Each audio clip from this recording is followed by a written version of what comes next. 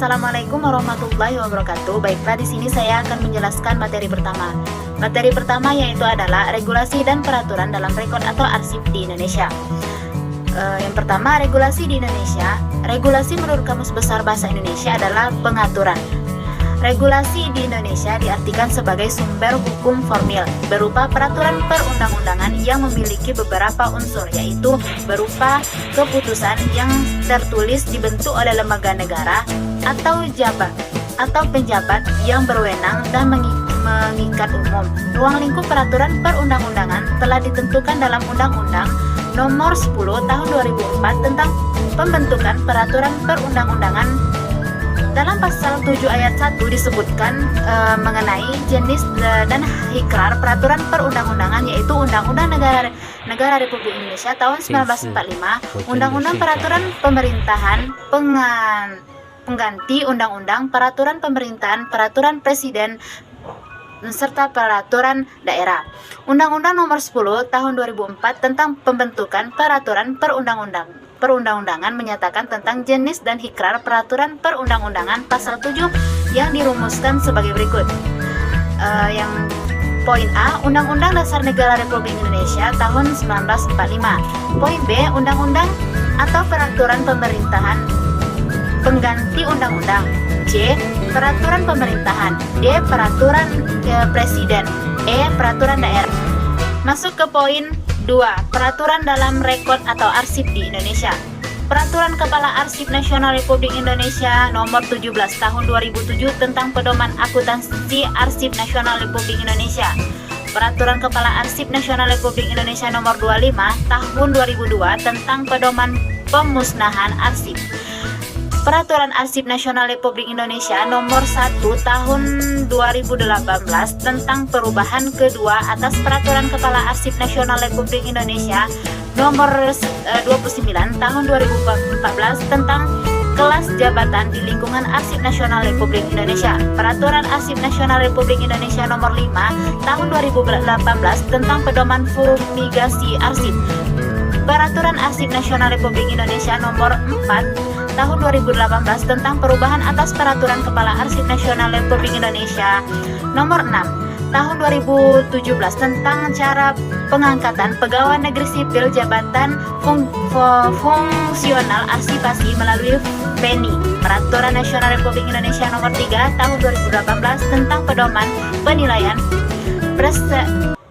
prestasi kerja pegawai negeri sipil di lingkungan Arsip Nasional Republik Indonesia. Peraturan Arsip Nasional Republik Indonesia Nomor 2 Tahun 2018 tentang petunjuk pelaksanaan dana dekonsentralisasi Arsip Nasional Republik Indonesia. Peraturan Kepala Arsip Nasional Republik Indonesia Nomor 16 Tahun 2007 tentang penyampaian laporan harta kekayaan penyelenggaraan negara di lingkungan Arsip Nasional Republik Indonesia. Peraturan Kepala Arsip Nasional Republik Indonesia Nomor 15 Tahun 2007 tentang pedoman pengadaan calon pegawai negeri sipil di lingkungan Arsip Nasional Republik Indonesia. Peraturan Kepala Arsip Nasional Republik Indonesia Nomor 14 Tahun 2007 tentang perubahan ketiga atas Peraturan Kepala Arsip Nasional Republik Indonesia Nomor 6 Tahun 2003 tentang pedoman arsip keuangan. Peraturan Kepala Arsip Nasional Republik Indonesia Nomor 3 Tahun 2017 tentang perubahan atas Peraturan Kepala Arsip Nasional Republik Indonesia Nomor 4 Tahun 2005 tentang rencana strategis Arsip Nasional Republik Indonesia tahun 2005 sampai 2019. Peraturan Kepala Arsip Nasional Republik Indonesia Nomor 13 Tahun 2017 tentang perubahan atas Peraturan Kepala Arsip Nasional Republik Indonesia Nomor 52 Tahun 2005 tentang indikator kinerja utama tingkat lembaga, unit kerja eselon dan unit kerja eselo. Peraturan Kepala Arsip Nasional Republik Indonesia Nomor 8 Tahun 2007 tentang perubahan atas Peraturan Kepala Arsip Nasional Republik Indonesia Nomor 36 Tahun 2016 tentang petunjuk pelaksanaan sosialisasi kearsipan dan kelembagaan melalui lomba kreativitas. Peraturan Kepala Arsip Nasional Republik Indonesia Nomor 12 Tahun 2007 tentang Grandising pembinaan sumber daya manusia kearsipan. Peraturan Kepala Arsip Nasional Republik Indonesia Nomor 11 Tahun 2017 tentang petunjuk teknis pengadaan tenaga pramubakti di lingkungan Arsip Nasional Republik Indonesia. Peraturan Kepala Arsip Nasional Republik Indonesia Nomor 10 Tahun 2017 tentang perubahan atas Peraturan Kepala Arsip Nasional Republik Indonesia Nomor 22 Tahun 2006 tentang petunjuk pelaksanaan pemerintahan Arsiparis, teladan dan unit pengelolaan terbaik di link. Peraturan Kepala Arsip Nasional Republik Indonesia Nomor 9 Tahun 2017 tentang pedoman penyusutan arsip di lingkungan Arsip Nasional Republik Indonesia. Peraturan Kepala Arsip Nasional Republik Indonesia Nomor 7 Tahun 2017 tentang Gerakan Nasional Sadar Tertib Arsip. Peraturan Kepala Arsip Nasional Republik Indonesia Nomor 6 Tahun 2017 tentang tata cara pengangkatan pegawai negeri sipil dalam jabatan fungsional Arsiparis melalui penyesuaian impasing. Peraturan Kepala Arsip Nasional Republik Indonesia Nomor 5 Tahun 2017 tentang pedoman penilaian presertasi kerja jabatan fungsional Arsiparis. Peraturan Kepala Arsip Nasional Republik Indonesia Nomor 4 Tahun 2007 tentang pelaksanaan tugas jabatan fungsional Arsiparis. Peraturan Kepala Arsip Nasional Republik Indonesia Nomor 2 Tahun 2006 tentang organisasi dan tata kerja Balai Arsip Statis dan Tsunami. Peraturan Kepala Arsip Nasional Republik Indonesia Nomor 1 Tahun 2017 tentang kode etik tentang pegawai Arsip Nasional Republik IP. Peraturan Kepala Arsip Nasional Republik Nomor 38 Tahun 2016 tentang perubahan atas Peraturan Kepala Arsip Nasional Republik Nasional Nomor 32 Tahun 2016 tentang petunjuk pelaksanaan lomba karya tulis di bidang kearsipan. Di sini saya akan melanjutkan materi yang telah dibacakan oleh Putri Lian. Materi yang kedua yaitu pengolahan surat menyurat di perguruan tinggi.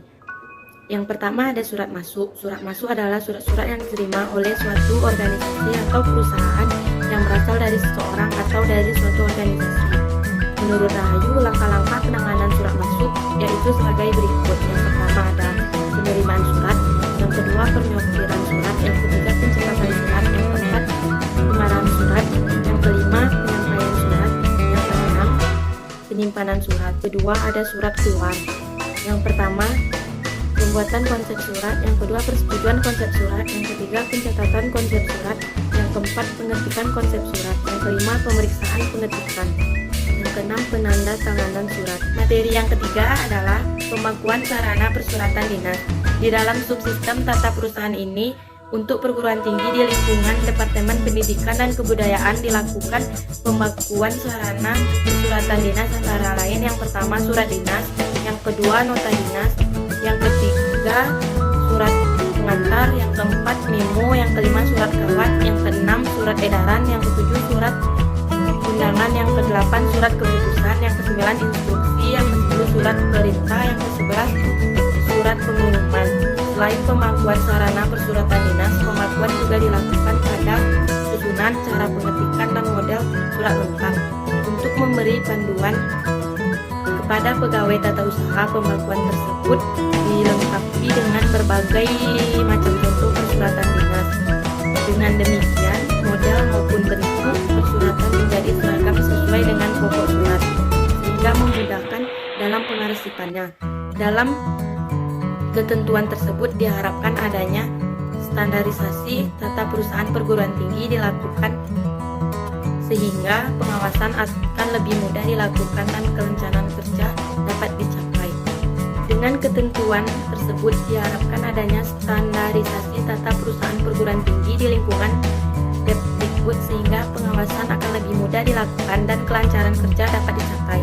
Di dalam pengurusan dan pengadilan surat terdapat kegiatan-kegiatan antara lain yang pertama menerima surat, yang kedua menyortir surat, yang ketiga mencatat surat, yang keempat mengarahkan surat, yang kelima mengolah surat, yang keenam menyimpan surat atau menata arsip. Masing-masing kegiatan tersebut dapat dilaksanakan atau dikerjakan oleh masing-masing satu petugas atau bisa juga dirangkum. Hal ini tergantung pada banyak sedikitnya beban kerja. luas sempitnya cakupan kegiatan dan juga besar kecilnya kantor yang bersangkutan. Misalnya kalau beban kerja penerima surat ringan karena surat yang masuk maupun yang keluar sedikit volumenya, maka tugas penerima surat dapat ditambahkan dengan tugas penyortiran surat sekaligus. Demikian juga dengan petugas pencatat surat bisa juga merangkap dengan tugas menyiapkan surat apabila beban kerja tidak banyak. Sekian materi yang dapat saya sampaikan, lebih dan kurang saya mohon maaf. Assalamualaikum warahmatullahi wabarakatuh.